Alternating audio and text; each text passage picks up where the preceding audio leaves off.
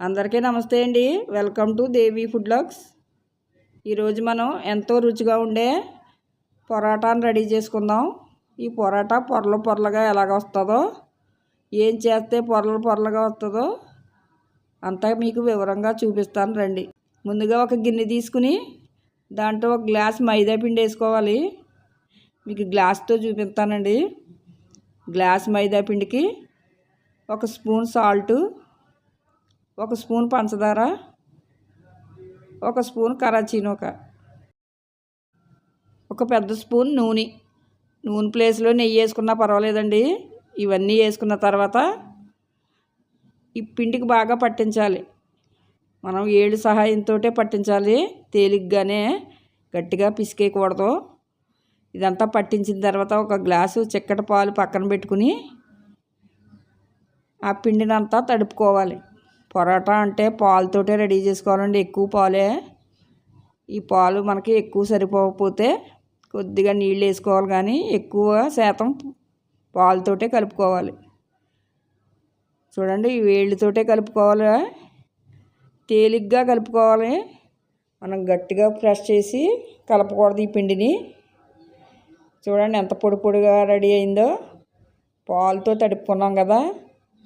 చూడండి, నాకు గ్లాస్ పాలు పట్టేసాయి. ఆ పాలు ఇంకా సరిపోకపోతే కొద్దిగా నీళ్ళు వేసుకోవాలి. ఇప్పుడు గట్టిగా కలుపుకోవాలండి. మైదా పిండి కదా, అంత తొందరగా మెత్తబడదు.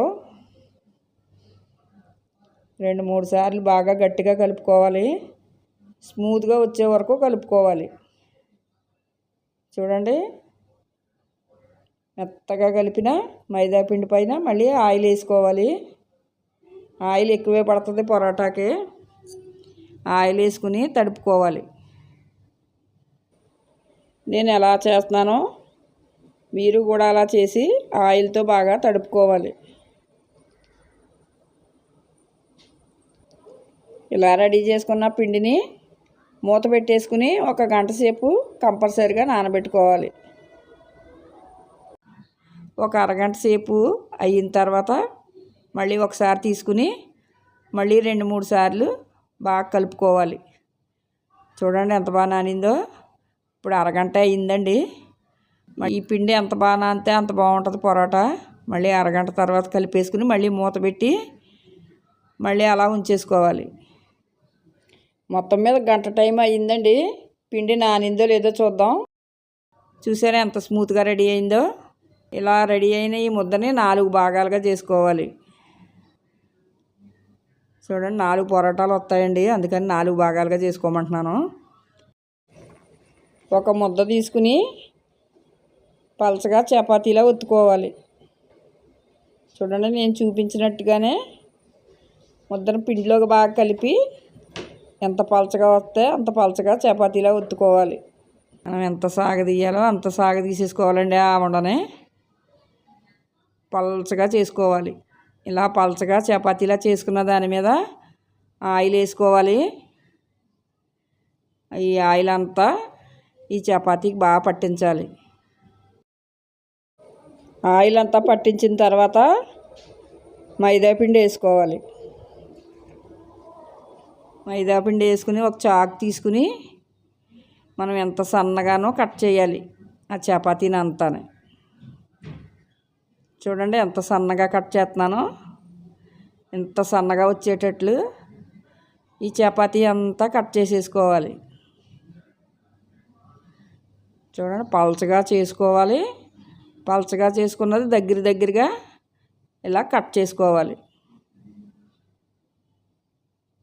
చూసారా, ఇలా కట్ చేసుకున్నదంతా మళ్ళీ నెమ్మదిగా అవి కట్ అవ్వకుండా మళ్ళీ రౌండ్గా చుట్టుకోవాలి. వివరంగా చెప్తున్నాను చూడండి. మరి నా స్టైల్లో నేనైతే ఇలాగే చేస్తాను. చూడండి, రౌండ్గా చుట్టుకున్నాం కదా. ఆ రౌండ్ని మళ్ళీ చేత్తో ఇలా చుట్టుకోవాలి. రౌండ్గాని ఈ చుట్టుకుని ఈ చివరిది ఉంటుంది కదా, మధ్యలో పెట్టి నొక్కేసుకోవాలి. ఆ చివర మన చేతులతో ఇలా నెమ్మదిగా ప్రెస్ చేసి మళ్ళీ చుట్టుకున్న దాన్ని ఇప్పుడు చేసుకోవాలండి పొరాటాలా.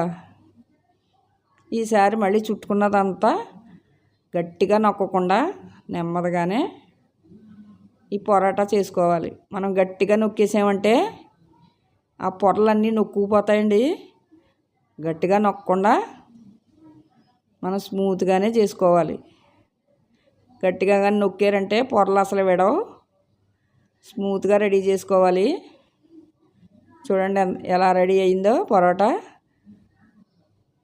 ఇది పక్కన పెట్టుకుని మీకు రెండోసారి మళ్ళీ చెప్తున్నాను చూడండి. ముందుగా ముద్దను తీసుకుని ఎంత పలచగా చేసుకుంటే అంత పలచగా చపాతీలా రెడీ చేసుకోవాలి. ముందు చూడండి పలచగా చేసుకున్న తర్వాత మీకు వివరంగా చూపిద్దామనండి. రెండోది కూడా చూపిస్తున్నాను. నా స్టైల్లో చూపిస్తున్నానండి. నేను ఎలా చేసుకుంటానో అలాగే చూపిస్తున్నాను మీకు. మరి హోటల్లో అది పొంగేటట్టు మాత్రం పొంగవు. నా స్టైల్లో పొరాటాలు ఇలాగే నేను చేసుకుంటాను.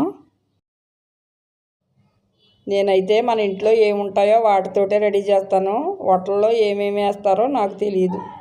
మనకు ఇంట్లో అందుబాటులో ఉండే వాటిని వేసే నేను పొరాటా రెడీ చేస్తున్నాను. చూడండి ఇలా చపాతీలా చేసుకున్న తర్వాత ఆయిల్ అయితే ఎక్కువే పడుతుందండి పొరాటాలకి. ఈ చపాతీ నిండా ఆయిల్ రాసుకోవాలి. మనకి విడివిడిగా విడిపోవాలి కదండి, అందుకని కంపల్సరీగా నూనె ఎక్కువే పడుతుంది. ఈ నూనె రాసిన తర్వాత మైదా పిండి వేసుకోవాలి. ఒక లైన్కి ఒక లైను అంటుకోకుండా ఉండాలి కదండి, అందుకని ఈ మైదా పిండి వేసిన తర్వాత ముందు చూపించినట్టే మనం ఎంత పలచగా కోసుకుంటే అన్ని పొరలు బాగా ఎడతాయి. చూడండి నిదానంగా. టైం ఎక్కువ పడుతుందండి. మరి ఒక పొరాటా తింటే కడుపు నిండిపోతుంది. మనం నిదానంగానే చేసుకోవాలి. మేము సండే ఎప్పుడైనా చికెన్ వండుకున్నప్పుడు కడుపు నిండా తినేస్తాం కదండి పొద్దుట. సాయంత్రం అయితే ఇంక భోజనం చేయకుండా ఇలాంటి పొరాటాలు చేసుకుని పొద్దున మిగిలిపోయిన చికెన్ కర్రీ ఉంటుంది కదా, అది నంచుకుని తినేస్తామండి. రెండోసారి కూడా భోజనం చేసే అంత ఖాళీ ఉండదు కడుపుకి. ఇష్టం వచ్చినట్టు మధ్యాహ్నం తినేసి సాయంత్రం కూర మిగిలిపోయినప్పుడు ఇలాంటి పొరాటాలు రెడీ చేసుకుని కూర ఎక్కువ పొరాటాతో కలుపుకుని తినేస్తాం. నేను ఎలా చేస్తున్నానో మీకు అలాగే చూపిస్తున్నానండి. చూసారా, ఆ పొరలన్నీ మళ్ళీ దగ్గరికి వచ్చేలా చేసుకుని అవి విడిపోకుండా కలుపుకోవాలి. చూడండి దగ్గరికి ఇలా చేసుకున్న తర్వాత లూజ్గానే చేసుకోవాలి. అస్సలు గట్టిగా నొక్కకూడదండి, పొరలన్నీ కలిసిపోతాయి. ఇలా రౌండ్గా చేసుకున్న తర్వాత ఆ చివరి నుంచి స్టార్ట్ చేయాలి.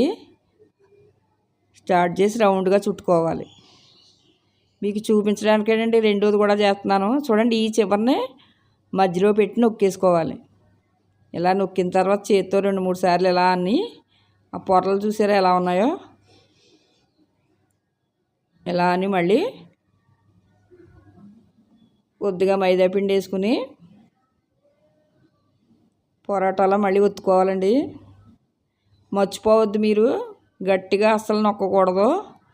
మనం లూజుగానే నొక్కాలి, లేకపోతే ఆ లైన్లు అన్నీ కలిసిపోతాయి. మనకు పొరాటా అస్సలు ఎడదండి. మనం ఎంత స్మూత్గా చేస్తామో అంత బాగా ఎడతాయి. నా స్టైల్లో చేస్తున్నానండి. మరి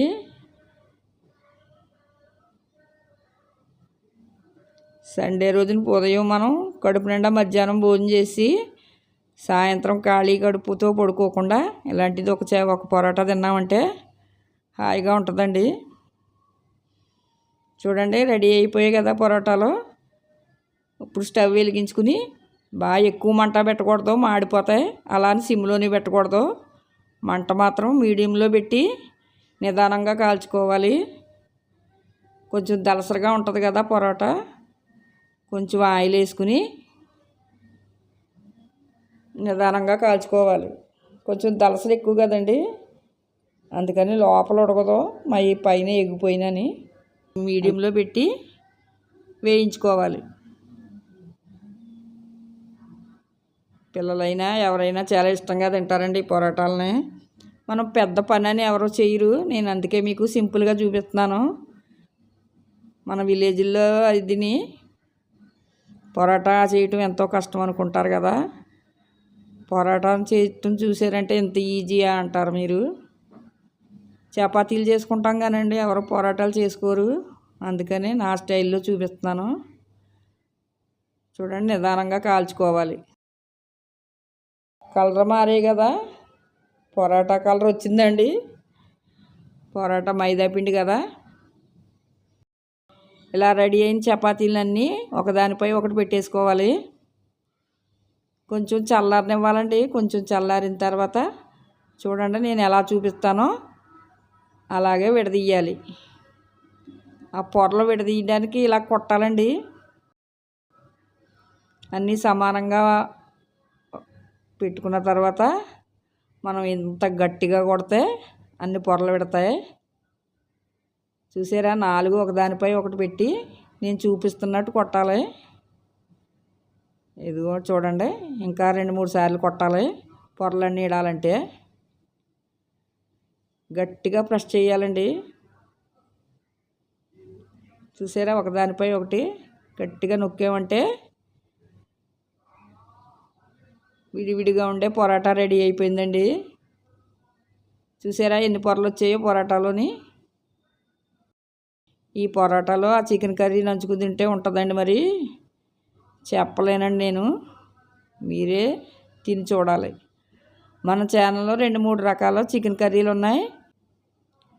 ఏ కర్రీ కావాలో ఆ కర్రీ రెడీ చేసుకుని తప్పకుండా మీరు ఈ సండే సాయంత్రం పొరాటా రెడీ చేసుకుని ఆ చికెన్ కర్రీతో నంచుకుని తినండి. చాలా బాగుంటుంది. మీరు తప్పకుండా ఇలా ట్రై చేయండి. ఈ వీడియో కనుక మీకు నచ్చినట్లయితే లైక్ చేయండి, షేర్ చేయండి, సబ్స్క్రైబ్ చేయండి.